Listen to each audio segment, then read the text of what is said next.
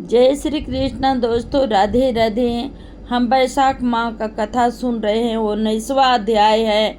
हम यहाँ तक सुने हुए थे। तेरा जन्म विशाल राजवंश में हुआ। यदि तेरी इच्छा अब सुख, राज्य, धन, धान्य, लक्ष्मी, स्वर्ग या संयुक्त मुक्ति पाने की है तो वैशाख धर्म को करो, तुमको संपूर्ण सुख प्राप्त हो जाएंगे। यहाँ तक हम सुने थे। आगे का अब सुनते हैं। इस मास का नाम माघो मास है। इस दिन तू तत्काल ब्याही हुई गाय गो ब्राह्मण को दे, इससे तेरे कोष भर जाएंगे। छत्री के दान से तुमको राज्य की प्राप्ति होगी। विधिवत स्नान कर माघो भगवान की पूजा कर, दिव्य प्रतिमा के दान से तेरी विजयी होगी।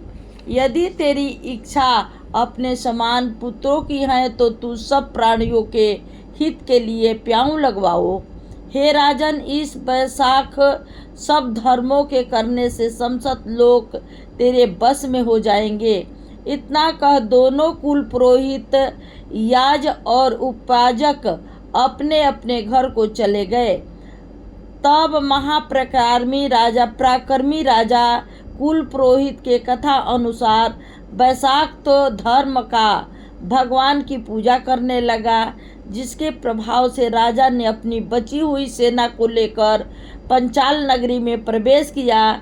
इस प्रकार राजा पुरुयश ने अपना खोया हुआ सारा राज्य पुनः प्राप्त कर लिया।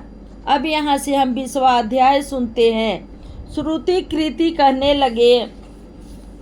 कहने लगे कि हे मुनिवर, वैशाख धर्म के महात्म सुनते सुनते मेरी तृप्ति नहीं होती, क्योंकि भगवान विष्णु की कथा सुनकर किसके कान तृप्त होते हैं। मेरे पूर्व जन्म के पुण्य उदय हो गए हैं। मैं आपके मुख से निकले अमृत रूपी वचनों को पान कर कृत्य हो गया हूँ। मुझको मोक्षादि की भी इच्छा नहीं है। आप मुक्ति के दाता भगवान विष्णु को प्रसन्न करने वाले दिव्य धर्मों का उपदेश करते जाइए। इतनी वार्ता सुनकर श्रुति देव जी बोले कि हे राजन, पापों को नष्ट करने वाली मैं एक और कथा कहता हूँ। पापांतिर पर शंख नाम वाला ब्राह्मण सिंह के बृहस्पति में गोदावरी के किनारे आया और भीमरथी के पार कांटे युक्त पहाड़ी में वन में गया, जहाँ न जल था और न मनुष्य। वो मध्य के समय वृक्ष की छाया में बैठकर उस समय दुराचारी और सबके प्राणों का घातक एक व्याघ्र वहाँ पर आया और ब्राह्मण के कानों में चमकते हुए सोने के कुंडल देखते उसको पकड़ लिया तथा उनके कुंडल, जूते, छतरी, माला, कमंडल सब छीनकर उसे जाने की आज्ञा दी।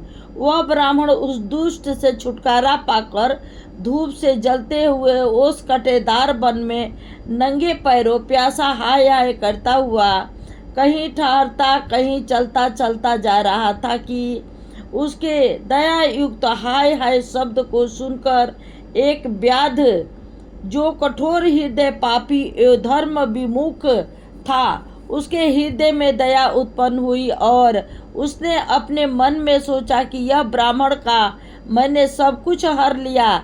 यह तो मेरा कर्म ही था, लेकिन मैंने इसके नए जूते ले लिए, तो अब इसको अपने पुराने जूते क्यों न दे दूं, जिससे यह ब्राह्मण के पैर की रक्षा हो जाए। फिर पुराने जूतों की आवश्यकता भी क्या है मुझे। ऐसा विचार कर उसने अपने पुराने जूते उस ब्राह्मण को दिए। उन जूतों को पहनकर वह ब्राह्मण अति सुखी और व्याध को आशीर्वाद देने लगा कि तुमने वैशाख माह में जूतों का दान किया है, अतः तुम्हारे पूर्ण उदय हो गए हैं, क्योंकि ऐसे दान से भगवान हरि प्रसन्न हो जाते हैं। उस ब्राह्मण से इस प्रकार आशीर्वाद सुनकर व्याध विस्मय से कहने लगा कि हे ब्राह्मण देवता, मैंने आपसे ली हुई वस्तु आपको लौटा दी है।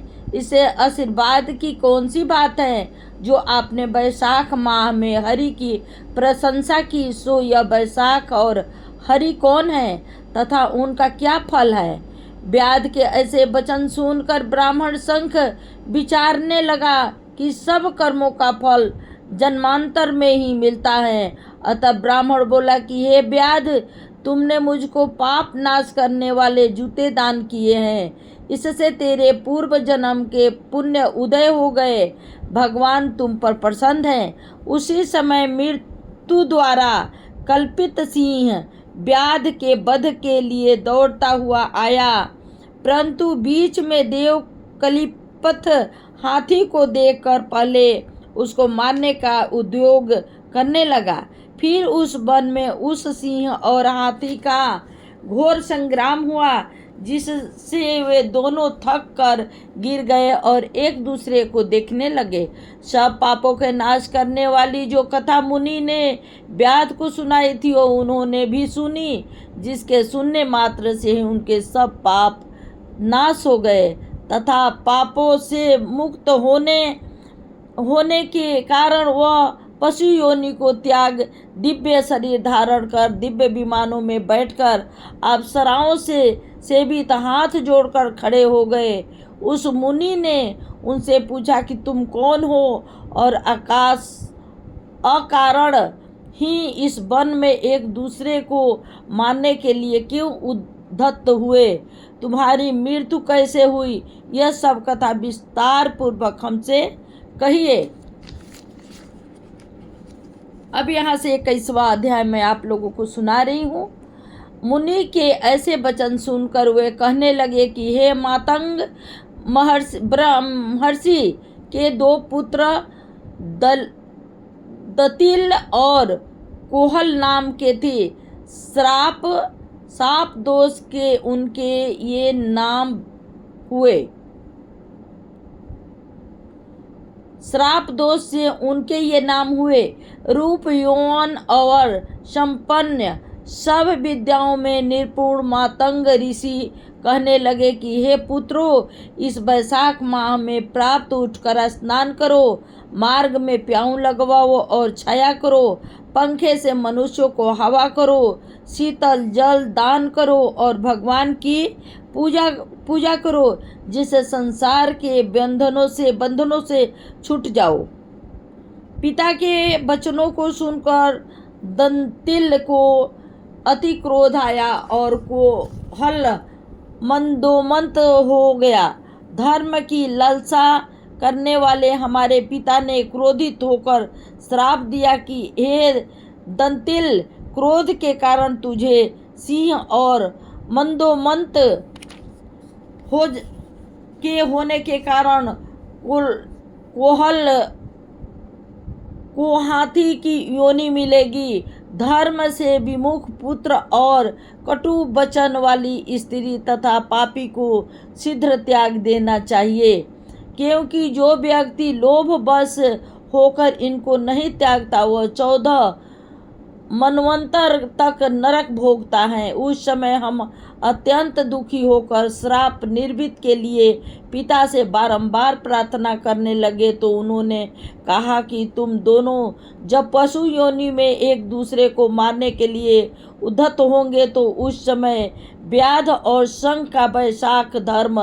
विषयक संवाद तुम्हारे कानों में पड़ेगा। तब उसी समय तुम्हारी मुक्ति हो जाएगी और तुम पाप से छूट पूर्व रूप धारण कर मेरे पास निवास करोगे। मेरा यह वचन मिथ्या नहीं होगा। इस प्रकार पिता के श्राप से हमको यह योनि मिली और हम एक दूसरे को मारने की इच्छा से यहाँ आए। यहाँ पर आपका दिव्य संवाद सुना, जिसके प्रभाव से हम कृतार्थ हुए। इसके पश्चात वो दोनों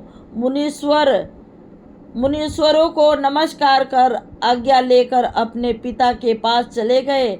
व्याध भी यह कथा सुनकर अपने शस्त्र आदि फेंक कर पुण्य आत्मा ऋषि से कहने लगा, जय श्री कृष्ण, राधे राधे। ओम नमो भगवते वासुदेवाय, ओम नमो भगवते वासुदेवाय, ओम नमो भगवते वासुदेवाय। हर हर महादेव, हर हर महादेव, हर हर महादेव।